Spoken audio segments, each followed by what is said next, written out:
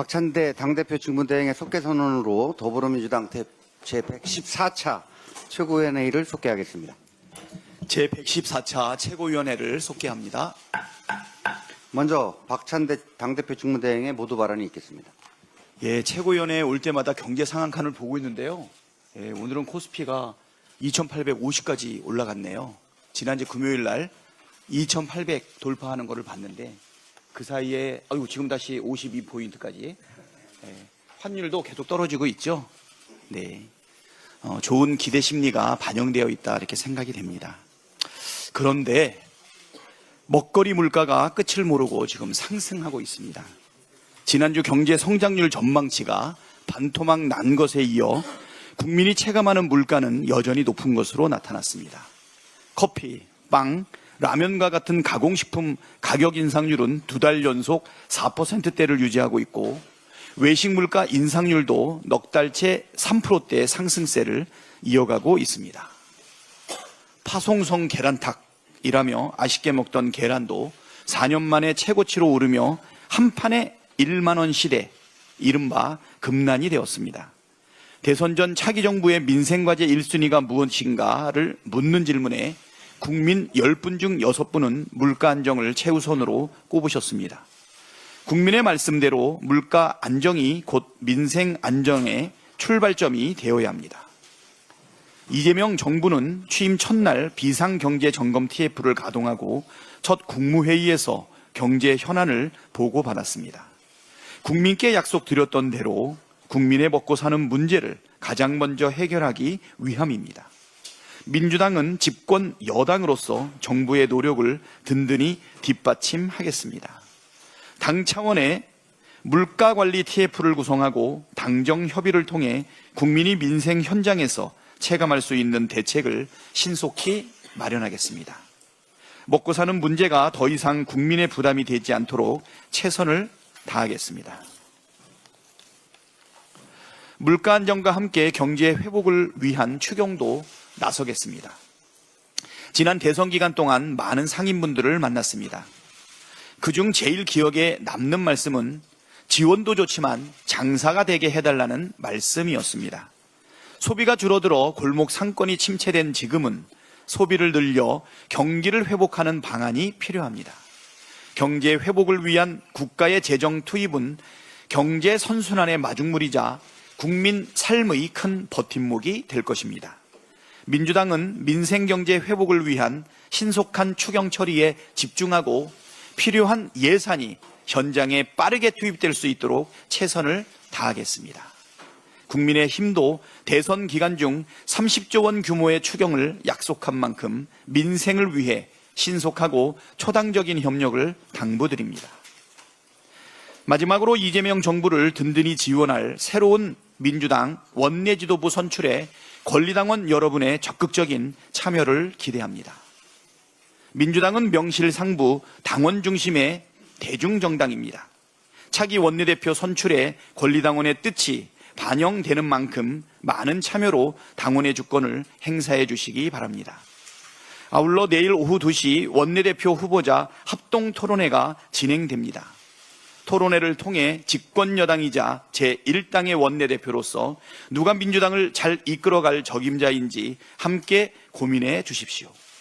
권리당원 여러분의 소중한 한 표는 일하는 국회, 국민을 위한 국회를 만드는 데 쓰일 것입니다.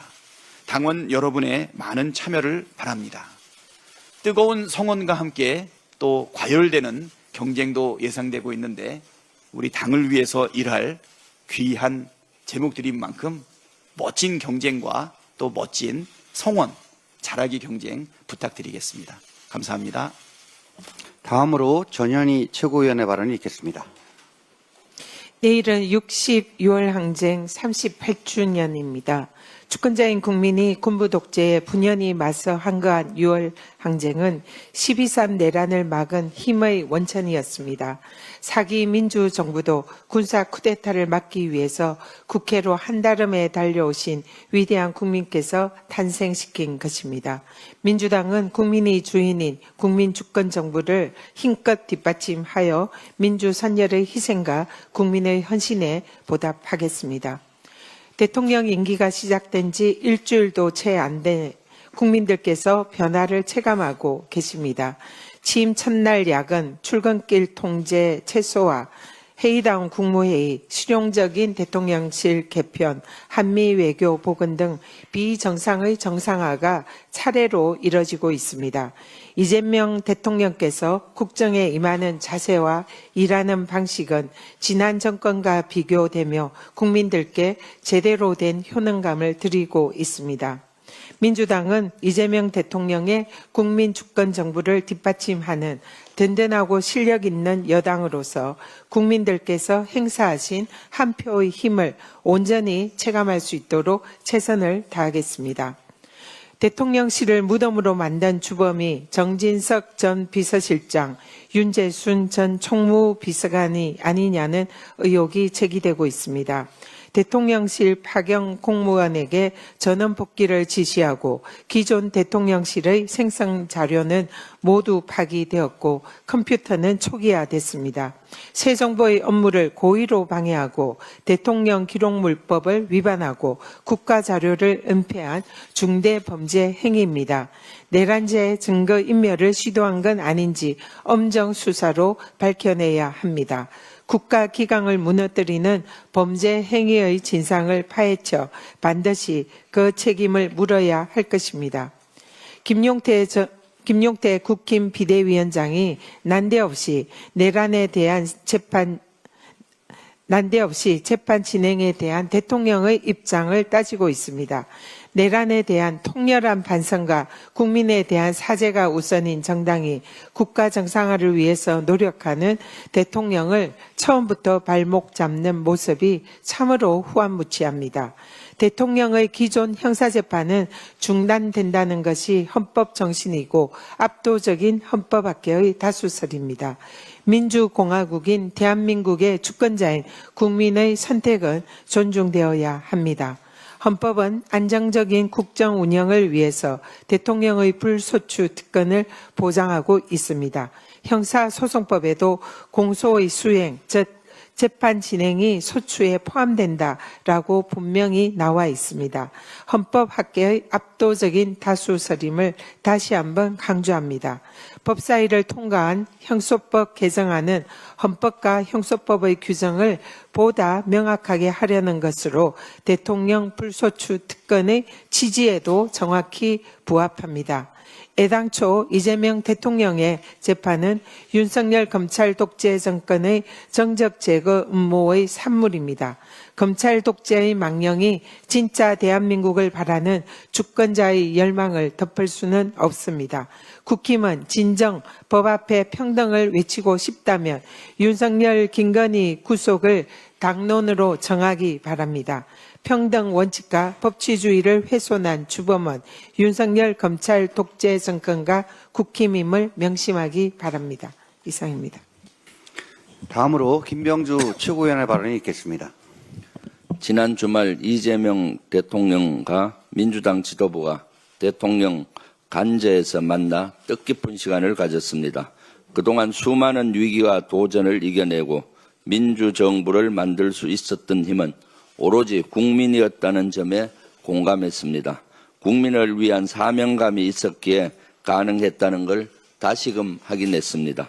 민주당은 이재명 정부의 성공을 위해 역량과 지혜를 모으겠습니다. 대통령 관저 내 일부 공간도 둘러봤습니다. 특히 제 뒤에 보이는 수영장이 눈에 띄었습니다. 윤석열과 김건희 부부가 서울 한남동 대통령 관저에 입주한 뒤에 설치한 것으로 보입니다. 이 직사각형 시설물은 단차를 두고 점차 깊어지는 구조입니다. 가장 깊은 곳은 한 50에서 1m 정도로 보였습니다. 길이는 5에서 6m 정도로 불과합니다. 이 때문에 강아지 수영장이 아니냐는 추측이 설득력을 얻고 있습니다. 한겨레 보도에 따르면 윤석열, 김건희 부부가 관저에 입주하고 8개월 뒤인 2023년 6월부터 물 사용량이 급증했습니다. 지난 4월 4일 윤석열이 파면된 뒤 관저에서 퇴거하지 않던 기간 수돗물 사용량이 터무니없이 많다는 의혹 또한 제기된 바 있습니다. 강아지 수영장과 무관치 않아 보입니다. 윤석열, 김건희 부부는 재임 당시 강아지와 고양이를 여러 마리 키운 것으로 알려졌습니다. 이들 부부는 수영장 외에도 500만 원짜리 캣타워 의혹과 2천만 원 히노키 편백나무 욕조 의혹도 받고 있습니다. 예산 감시가 사실상 불가능한 관저 입주 이후 윤석열 부부가 개인적인 용도의 시설을 혈세를 들여 추가 설치한 것은 아닌지 꼼꼼하게 들여다볼 필요가 있습니다. 금술잔의 아름다운 술은 1100성의 피라고 했습니다. 윤석열 부부가 뒤늦게라도 명심하기 바랍니다. 어제 한겨레 보도에 따르면 서울시가 극우단체 리틀 스쿨이 주관한 행사에 1,520만 원, 리박스쿨이 주관한 행사에 1,520만 원을 지원한 것으로 드러났습니다. 특히 해당 행사에서는 일본의 식민 지배는 이미 정부 간 협약으로 정리된 얘기라 하거나 한국은 식민지 시기에 이룬 발전이 많다는 등 식민지 근대화론에 기반한 주장이 쏟아진 것으로 알려졌습니다. 리박스쿨은 자송군, 일명 자유손가락 군대라고 하는 댓글팀을 운용하며 여론을 조작한 의혹을 받은 단체입니다. 이런 곳에 우리의 혈세가 투입된 겁니다. 서울시는 모로세로 일관하고 있습니다. 지원단체가 1년에 100개 가까이 되기 때문에 몰랐다는 겁니다. 하지만 서울시의 지원을 받은 단체들은 행사 개최 20일 안에 참석 단체 현황과 사진, 행사 세부 내용을 담은 행사 결과 보고서를 제출하도록 되어 있습니다. 서울시가 구차한 별명으로 빠져나가려는 건 아닌지, 부적절하게 지원한 것은 아닌지 철저한 조사가 필요합니다. 끝으로 우리 헌법 84조에 명시된 대통령 불소추 특권에 대해 말씀드리겠습니다. 이 특권은 국가기관인 대통령의 헌정 수행 기능을 보장하는 안전장치입니다. 개인에게 주는 특혜가 아닙니다. 우리 헌법은 불소추 특권을 따로 마련할 만큼 대통령이 짊어진 국정의 무게가 무겁다는 얘기입니다. 형사사건에서 기소와 재판, 즉 소추는 한 몸이라는 게 법조계의 중론입니다. 지금 형사소송법 개정안이 국회 본회의에 올라가 있습니다. 헌법상 불소추 특권과 실제 재판 운용 사이의 충돌을 미연에 방지하기 위한 확인적 입법입니다. 개인의 특혜를 위한 입법이 절대 아닙니다.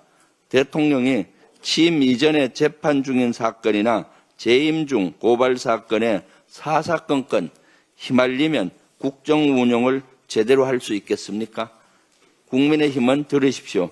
대통령 당선은 국정 운영에 전념하라는 국민의 선택이자 국민의 명령입니다. 이상입니다. 다음으로 송순호 최고위원의 발언이 있겠습니다.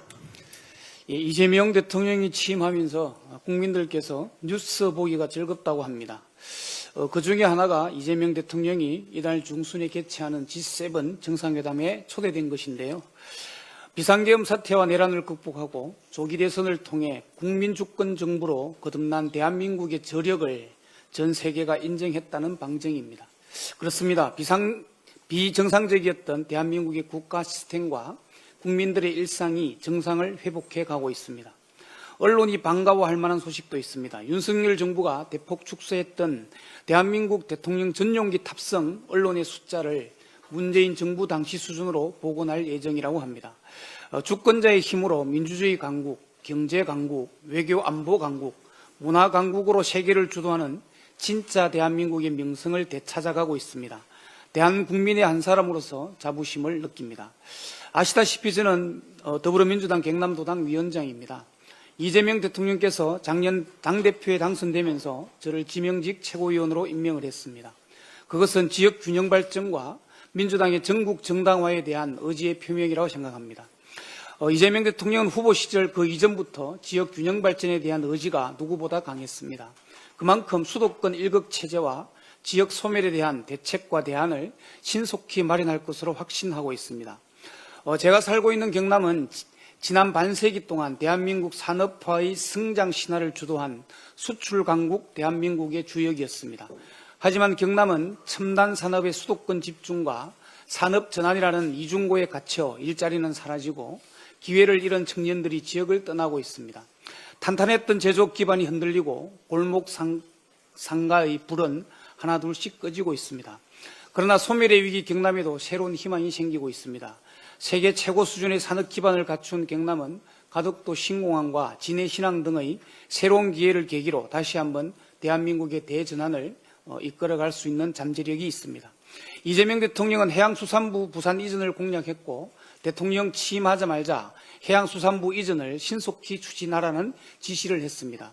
사업의 방향이 정해지면 속도를 내는 리더십을 여실히 보여주고 있습니다. 대단히 환영하고 박수를 보내는 바입니다. 해양수산부 이전뿐만 아니라 대선 때 공약한 동남권 투자국책은행 설립은 부울경 동남권의 균형 발전에 기여하는 방향으로 추진되어야 합니다. 부울경 동남권 균형 발전의 실질적 기여를 위해서는 이전되는 해양수산부를 항만물류의 심장인 부산항, 진해신항에 설치할 것을 정부에 건의합니다. 또한 동남권 투자국책은행 설립 시에 부산에 본점을 둔다 하더라도 경남과 울산에도 동남권 투자은행 지점을 각각 설립할 것을 정부에 건의합니다. 수도권 일극 체제를 극복하고 균형 발전을 이루는 길, 이재명 대통령의 공약인 300여 개의 제2차 공공기관 이전에서 그 해답을 찾을 수 있습니다. 제2차 공공기관 이전에도 속도를 내어줄 것을 촉구합니다. 감사합니다. 끝으로 홍성국 최고위원의 발언이 있겠습니다. 최근 발표된 올해 1분기 가계동향 조사에 따르면 한국 사회가 얼마나 양극화되어 있는지 잘 보여주고 있습니다. 소득 하위 20%, 그러니까 소득을 가구별로 1등부터 100등까지 이렇게 나눴을 때 밑에 있는 이 20%의 월 소득은 가계입니다. 114만 원에 불과했었습니다. 이 중에 적자 가구가 62%에 달하고 한 달에 약 43만 원의 적자를 보고 있습니다. 적자 금액은 공적, 사적 이전 소득으로 근근히 메꿔 나가고 있습니다. 이 1분위는 평균 135만 원을 소비 지출에 활용하고 있는데요. 식료품 구입에 29만 원, 음식 숙박에 16만 원, 주거비 31만 원, 의료비 16만 원을 지출합니다. 이를 합산하면 기초적인 삶에 92만 원을 쓰고 있습니다. 그러니까 135만 원의 70%의 소비는 그냥 생존하기 위해서 쓰고 있는 것입니다. 또한 그 위에 20에서 40% 사이의 2분위 같은 경우도 정도의 차이만 있을 뿐 하위 20%와 큰 차이는 없게 나타났습니다. 반면 상위 20%인 5분위는 교통과 운송에 73만 원, 오락문화에 40만 원, 교육에 59만 원, 외식 등 음식 숙박에 75만 원을 월간 지출하고 있습니다. 생존을 넘어 사람다운 삶을 살고 있다고 통계는 보여주고 있습니다. 이런 양극화 추세는 동일 통계조사가 실시된 후 20년간 바뀌지 않은 수치입니다. 이제 우리나라가 내수 부진의 본질적 여러 가지 이유가 있는데 그중 본질적인 이유는 양극화가 가장 중요한 요인이 아닐까 생각합니다. 새로 출범한 이재명 국민주권 정부는 양극화 현상을 극복하기 위해서 다양한 정책을 공약에 담았습니다. 우리 국민의 거의 절반이 실질적인 소비 여력이 부족하니 내수 회복이 불가능한 현실을 감안했기 때문에 그렇습니다. 그래서 최우선 과제로 추경을 논의하고 있습니다. 거의 모든 연구기관들이 추경을 지지하고 있습니다. 국민의힘도 대선 기간 중에서 추경을 하자고 했었습니다. 그럼에도 불구하고 일부 세력들은 각자 도생을 외치면서 추경으로 물가 상승 우려를 지적합니다. 그러나 물가 상승 우려는 큰 문제가 없습니다. 지금은 돈이 잘 돌지 않습니다. 화폐 유통 속도, 통화 승수 이런 거로 돈이 돌아가는 것을 측정하는데요. 과거 대비 엄청나게 하락해서요. 물가를 자극하지 않습니다. 돈을 풀면 물가가 오른다는 것은 20세기 경제학입니다. 이 추경에 대한 기대감으로 그동안 한국 경제 성장률을 빠르게 낮췄던 외국계 연구기관들은 오히려 이재명 정부의 출범이 임박하면서부터 추경에 대한 기대감 그리고 양극화 정책에 대한 기대감으로 성장률을 높이고 있습니다. 세계적인 투자회사인 골드만삭스는 올해 성장률을 0.7에서 1.1로 무려 0.4%포인트나 올렸습니다. 그리고 추경으로만 0.3% 상승 효과가 있다고 했고요. 내년도에는 1.4% 예측에서 1.7%로 상향했습니다. 바클레이즈, 모건 스탠리 등도 함께 상향을 했습니다. 이 추경으로 한국 경제가 살아난다고 하게 되면 양극화도 해소되고 모든 것에 선순환 구조로 들어가는 것입니다. 2022년 5월 기억하십니까? 윤석열 정부 출범 후 무려 60조 원에 육박했던 추경은 포퓰리즘, 퍼주기 추경의 대표적인 사례입니다. 사전 예고도 없었고 엄청난 금액을 취임하자마자 시행했던 거 기억하십니까? 그러나 지금 국민주권 정부가 추진하는 추경은 퍼주기 추경이 아닙니다. 생존의 한계에 부딪힌 우리 국민을 살리자는 추경입니다. 살아야 성장도 할 수가 있습니다. 더 이상 내수가 침체되면 우리 경제 전체가 무너집니다. 서둘러야 합니다. 이번 추경은 정치가 아니라 생존으로 접근해야 됩니다. 경제는 민주당입니다. 이상 발언을 마치고 당대표 직무대행께서 회의를 폐회하시겠습니다. 제114차 최고위원회의를 폐회합니다.